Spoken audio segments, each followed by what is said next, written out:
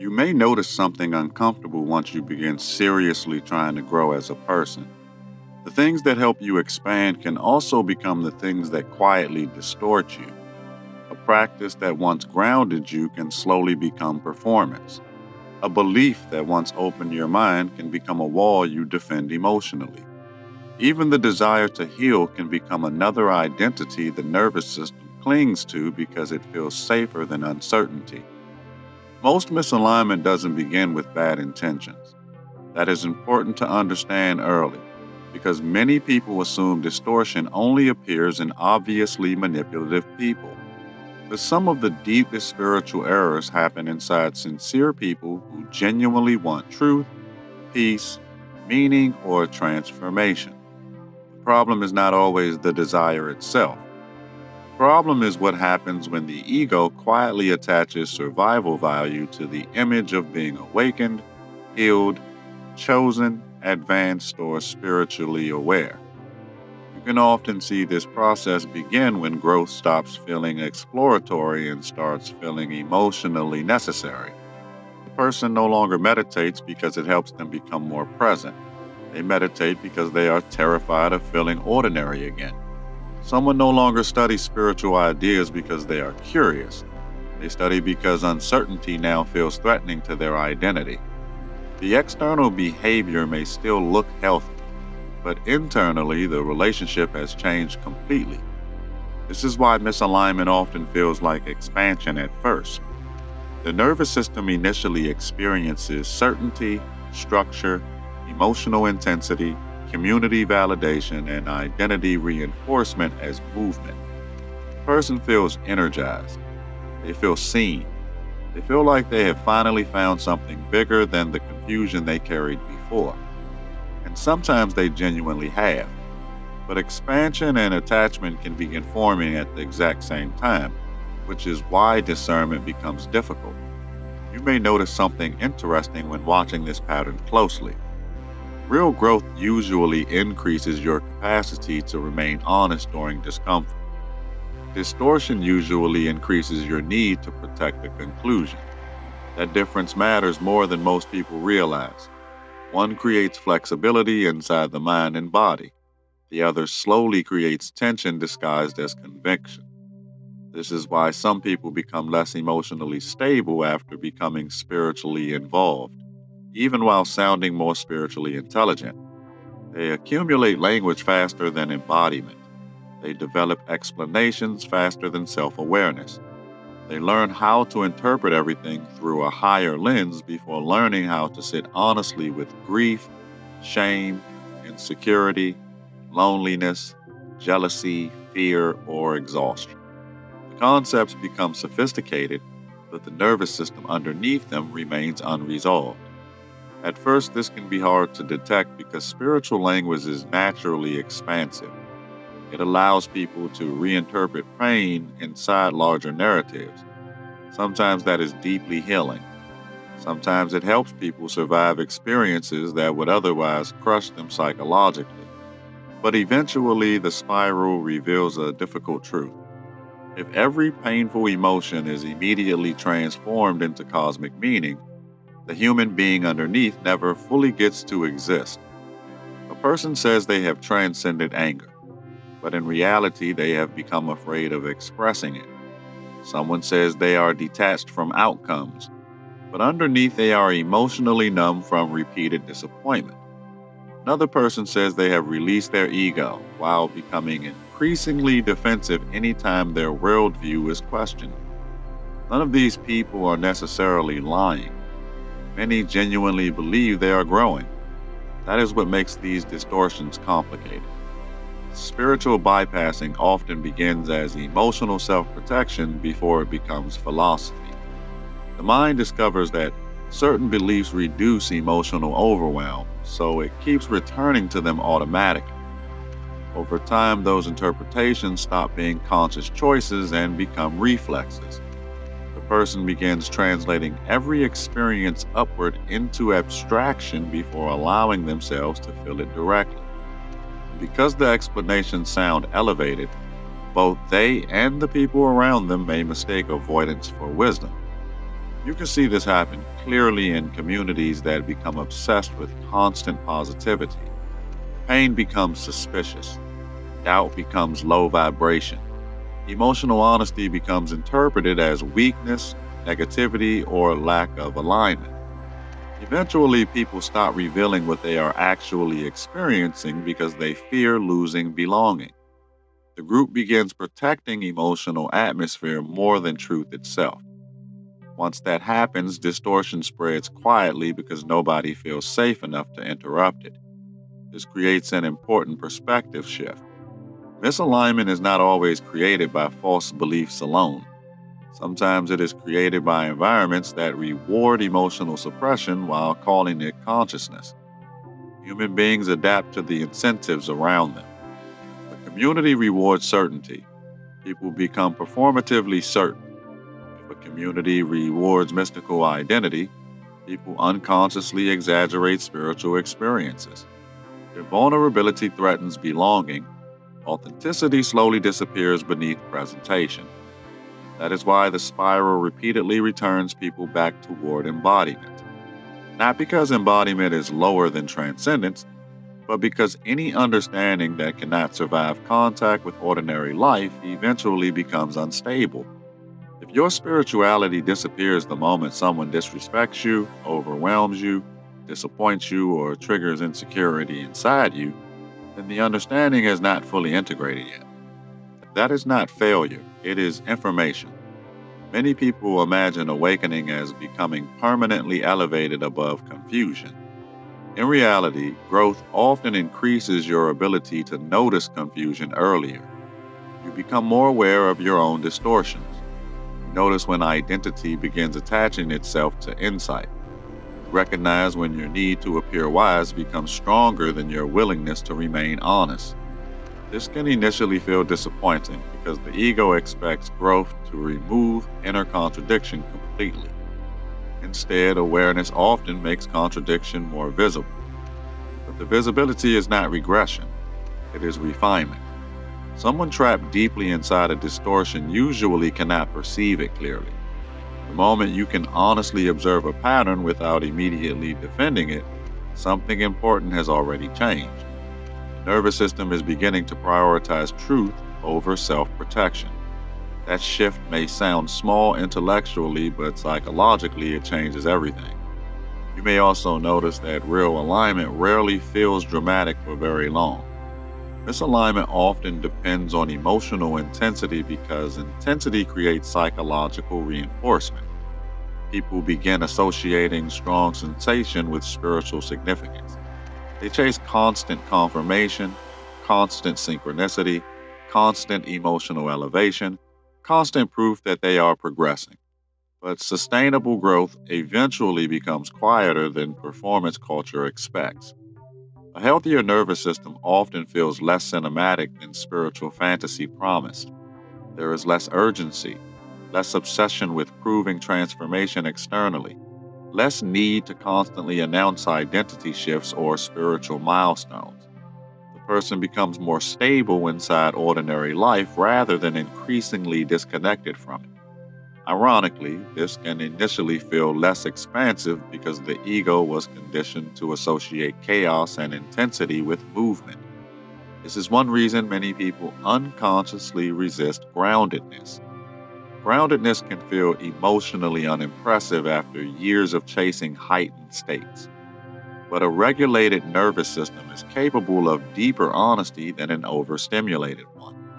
Presence becomes easier, relationships become clearer, emotional reactions become more visible before they fully take control. The person stops needing every moment to validate a larger spiritual narrative and begins learning how to inhabit reality directly. That does not mean mystery disappears. It means the relationship to mystery changes. Instead of using spirituality to escape uncertainty, a person gradually becomes capable of remaining open inside uncertainty without collapsing psychologically.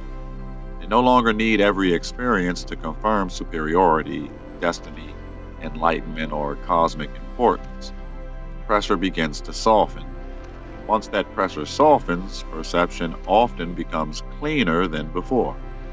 This is where many deeper corrections quietly begin, not through humiliation, not through punishment, not through being exposed as fraudulent, but through slowly realizing that some of the things you called expansion were actually attempts to emotionally stabilize yourself through identity, certainty, or belonging. The realization can feel painful at first because it changes how you interpret your own journey, yet it also creates the possibility for something more honest to emerge underneath the performance. And once someone begins valuing honesty more than spiritual image, another layer of the spiral starts becoming visible. Because the question is no longer whether a person can sound awake. The question becomes whether they can remain psychologically open when the version of themselves they built begins quietly falling apart.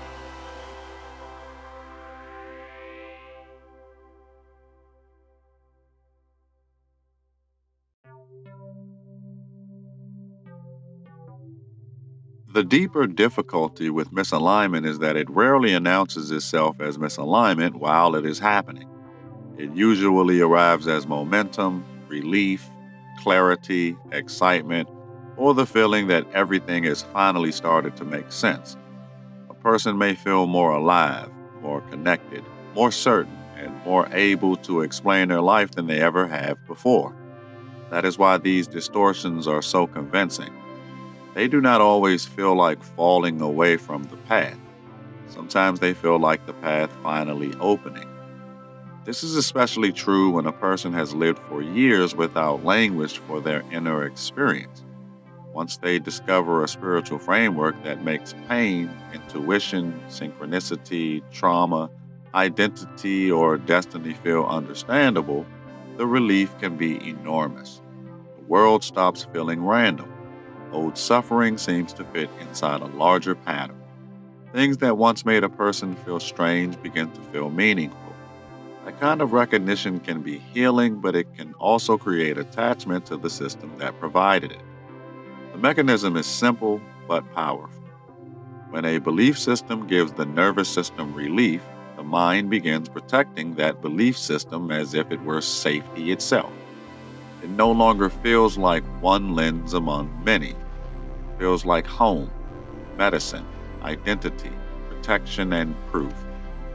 This is where sincere discovery can begin turning into subtle captivity. A person does not want to lose the truth they found, so they begin refusing anything that would complicate it. You may notice this when someone cannot tolerate nuance around a teaching that once helped them. The moment complexity enters, they feel threatened rather than curious. They may not say they feel threatened. They may say the other person is unawakened, dense, negative, programmed, or not ready. But underneath the spiritual framing, the nervous system is guarding the structure that made life feel bearable. What looks like conviction may actually be dependency that has learned elevated language. This changes the way we understand spiritual error. Error is not always wrong information. Sometimes error is an unhealthy relationship to information that was once useful. A teaching can be helpful at one stage and distorting at another. A symbol can open perception at one stage and become an idol at another. A practice can regulate the body at one stage and become avoidance at another. The thing itself may not be false, but the attachment to it may become misaligned. That is why growth requires periodic revision, not constant self doubt, but honest re examination. The person has to ask whether the tool still serves contact with reality or whether it now protects them from reality. They have to ask whether the language still opens them or whether it now gives them a way to stay defended. They have to ask whether their belief is making them more compassionate, stable, and honest, or more reactive, superior, and dependent. These questions are not attacks on spirituality. They are what keeps spirituality alive. Misalignment becomes more dangerous when it begins feeding identity. A person no longer simply has an experience, they become the kind of person who has that experience. They are not simply learning, they are advanced. They are not simply sensitive, they are chosen. They are not simply healing, they are on a special timeline. Identity takes what may have been real and turns it into a structure that must be maintained. Once that maintenance begins, honesty becomes more expensive. This is where people begin editing themselves without realizing it. They stop admitting confusion because confusion contradicts the awakened identity. They stop expressing fear because fear contradicts the high frequency identity. They stop asking ordinary questions because ordinary questions contradict the cosmic identity. The identity begins demanding emotional censorship. The person becomes less free while believing they are becoming more expanded. You can see the consequence in how someone responds when their spiritual self-image is questioned. If the identity is soft, they can reflect without collapsing. If the identity has become rigid, even a gentle question feels like an attack. The person may respond with spiritual superiority, moral language, or sudden withdrawal. They may claim they are protecting their energy when they are actually protecting an image. Protecting energy is sometimes real, but it can also become a socially acceptable way to avoid accountability. This is why misalignment often appears inside relationship before it becomes visible in solitude. Alone, a person can maintain almost any spiritual identity. Relationship tests the truth of that identity because other people bring friction, needs, timing, misunderstanding, disappointment, and emotional demand. A concept that feels luminous in private may become brittle when someone asks for repair. A teaching about love may sound convincing until love requires patience with someone inconvenient. Relationship reveals where the teaching has entered the body and where it still remains decoration. A person can speak about unity while being unable to listen. They can speak about compassion while dismissing anyone who disrupts their peace. They can speak about truth while avoiding every conversation that might expose their contribution to pain. This does not make them uniquely flawed. It makes them human. The issue is not that they have contradictions. The issue is whether their spirituality gives them permission to hide those contradictions or courage to examine them. This is why the body, the relationships, and the ordinary day are the real diagnostic field. Not because visions, synchronicities, dreams, and higher insights do not matter, but because those things can be interpreted through the needs of the self-image. The ordinary day is harder to fake. How someone handles boredom, criticism, fatigue, disappointment, money, apology, commitment, and frustration says much about what has actually integrated. The body and life keep records that language cannot easily rewrite. When a person begins using these grounded measures, the path becomes less glamorous but more reliable. They stop asking only whether something feels expensive and begin asking what kind of life it produces. Does it make them more honest when they are uncomfortable?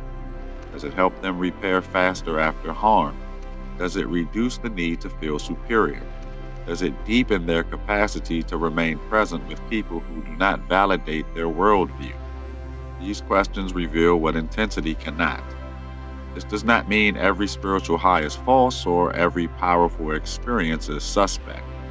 It means powerful experiences need integration before they are allowed to become identity. A moment can be sacred without becoming a permanent label. A vision can be meaningful without becoming a hierarchy. A breakthrough can matter without becoming proof that the person is finished. A healthier path lets experiences teach without letting them imprison. There is humility in this that many people resist at first. It asks them to hold their insights with reverence but not possession. It asks them to let meaning breathe without freezing it into superiority. It asks them to allow previous certainty to mature into wiser questions. This humility may feel like losing power when someone has been relying on spiritual identity to feel safe. But in truth, it returns power to the place where it belongs, direct contact with reality. Once that contact strengthens, misalignment becomes easier to sense early. You feel when a belief is tightening rather than opening you. You notice when language is being used to end inquiry instead of deepening it.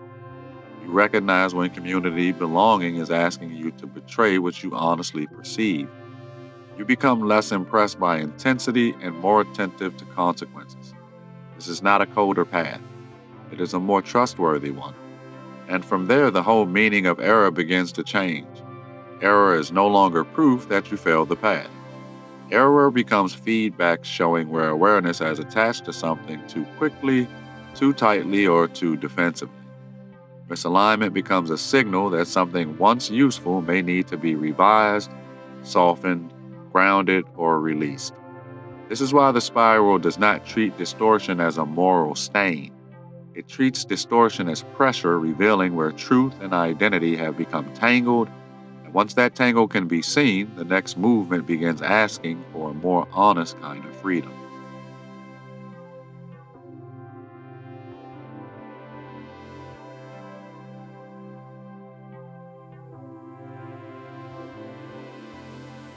The more honestly a person studies misalignment, the less interested they become in condemning it.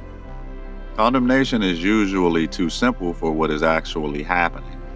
Most people do not wake up one morning and decide to distort their own growth. They move towards something that feels like relief, safety, meaning, belonging, or expansion, and only later discover that the same movement carried a hidden cost. The spiral does not ask us to shame that movement. It asks us to understand it precisely enough that we no longer have to repeat it unconsciously. This is why misalignment has to be approached with maturity rather than moral superiority.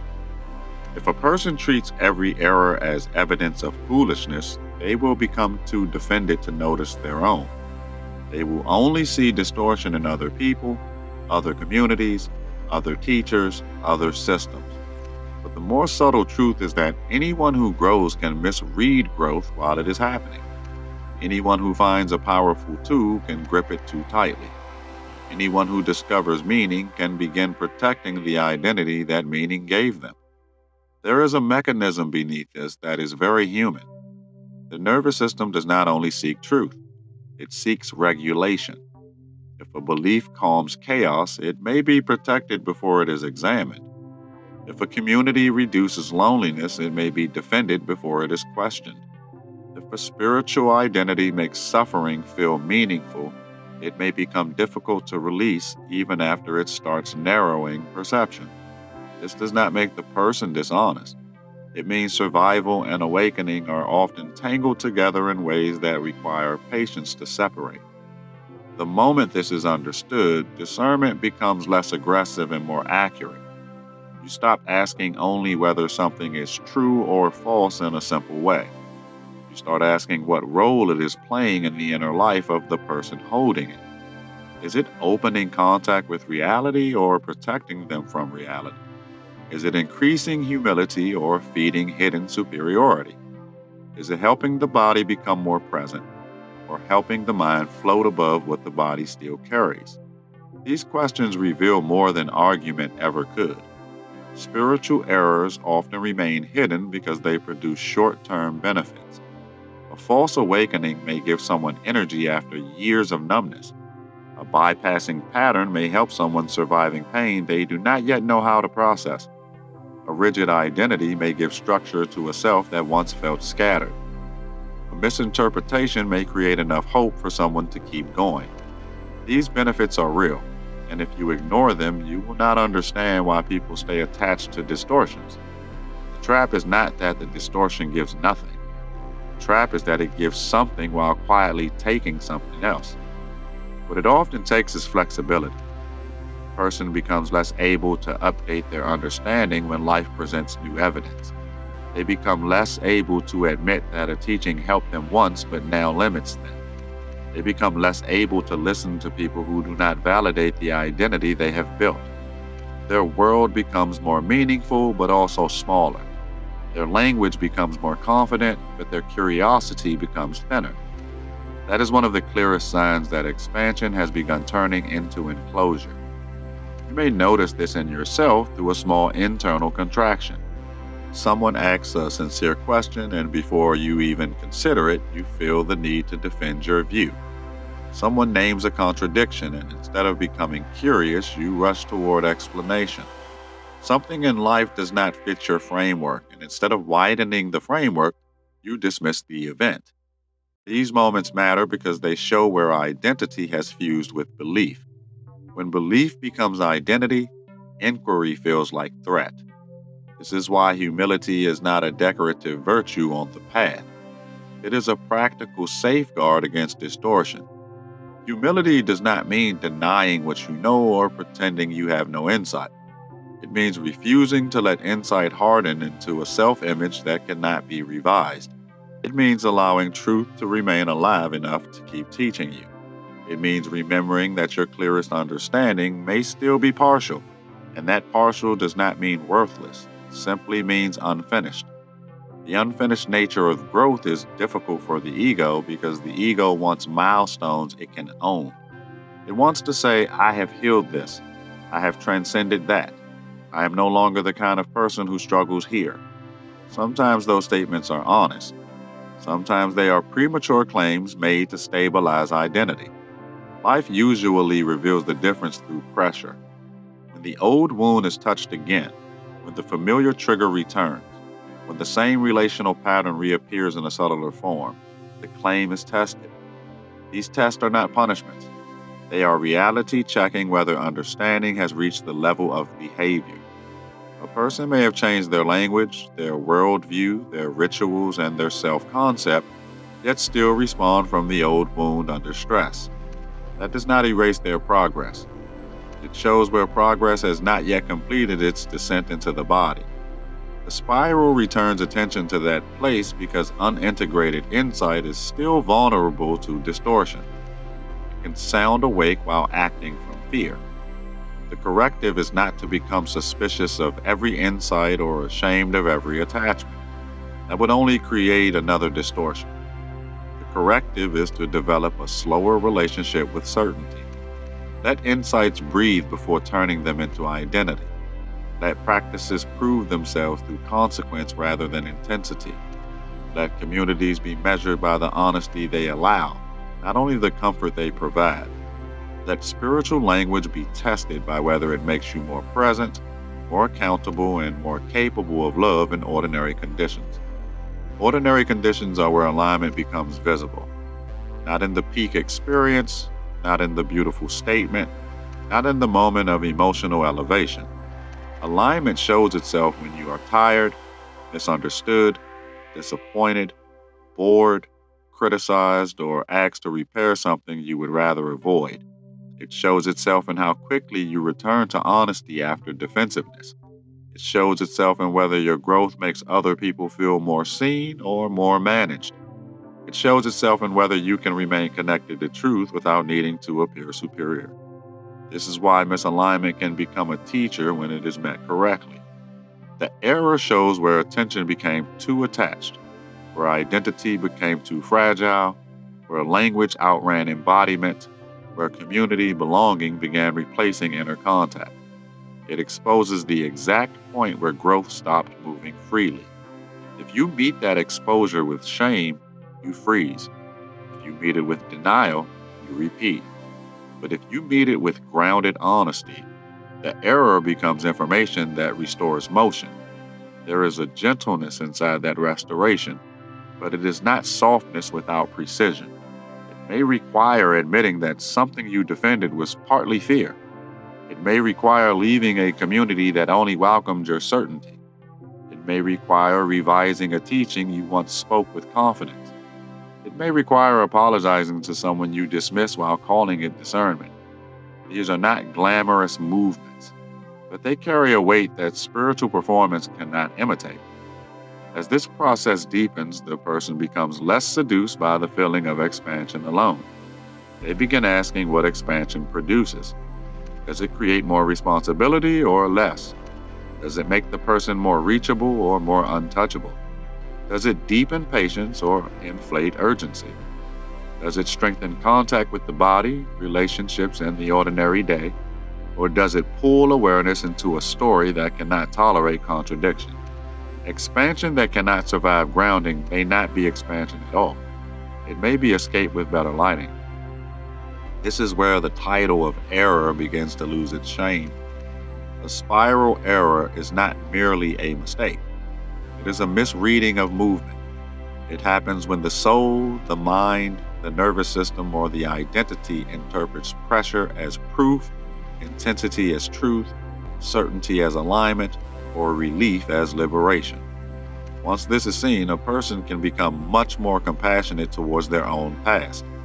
They can understand why they believed what they believed without needing to keep believing it in the same way. They can honor the stage without making it permanent. That kind of honoring is important because many distortions began as bridges. They help someone cross out of despair, numbness, confusion, or isolation. But a bridge becomes a prison when you build your house on it. At some point, the very thing that carried you forward must be released, revised, or placed in right proportion. This is not betrayal of the path. It is the path maturing beyond the form that first helped you recognize it. The spiral does not demand that you never misread the way. It asks whether you are willing to keep listening when the reading changes. It asks whether your devotion is to truth or to the identity truth once gave you. It asks whether you can let a former certainty become a doorway instead of a cage. And when that willingness appears, misalignment no longer has to become collapse. It can become the pressure point where a more honest relationship with growth begins. So the work is not to become perfect in your discernment. The work is to become honest fast enough that distortion does not need years to reveal itself. The work is to notice when a belief tightens, when a practice becomes compulsive, when a community starts rewarding performance, when a teaching makes you less human rather than more present. The work is to remain humble enough to be corrected by life without losing your center. Because the spiral is not trying to create a self that never errs. It is teaching the self how to recognize error as motion asking to be realigned. And that recognition opens a different kind of path. One where growth becomes less about appearing expanded and more about becoming trustworthy inside the expansion itself. If this transmission resonated, the spiral continues. You did not arrive here by chance, and you do not leave unchanged. More teachings are unfolding across the Haret library, each one meeting you where you are, not where you think you should be. Follow resonance. The next threshold is already listening.